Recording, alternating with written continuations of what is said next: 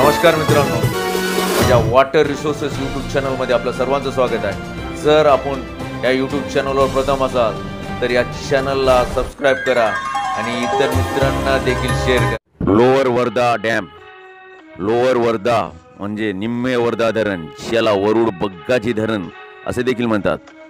वरुड बग्गाची धरण किंवा निम्मे वर्धा धरण हे महाराष्ट्र राज्यातील वर्धा जिल्ह्यातील आर्वी तालुक्यातील धानोडी या गावाच्या शेजारी आहे।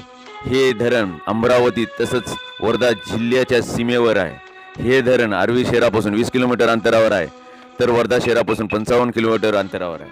हे धरण वर्धा नदीवर बांधण्यात आलेले असल्यामुळे या धरणास निम्मे वर्धा धरण असं देखील म्हणतात।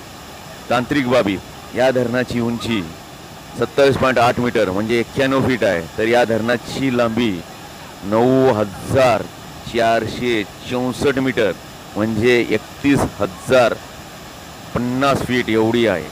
या धरणास 31 वक्रद्वार असून या वक्रद्वारांचं आकार 12/8 मीटर एवढा आहे। तर या धरणाची पाणी साठवण क्षमता 8.95 TMC। धरणाच्या डावा कालवा ज्याची लांबी 44.42 किलोमीटर एवढी असून याच्यावर जवळपास 63,300 हेक्टर जमीन सिंचनाखाली म्हणजे ओलिताखाली येत आहे। या धरणावर दोन म्हणजे फुलगाव आणि कराड बॅरेजेस आहेत। मित्रांनो, या धरणाचं पाणी पिण्यासाठी म्हणजे फुलगाव तसंच धामणगाव या शहरांना होत असून तिथल्या आजूबाजूच्या बरेचशा खेड्यांची ताण हे धरण भागवत आहे।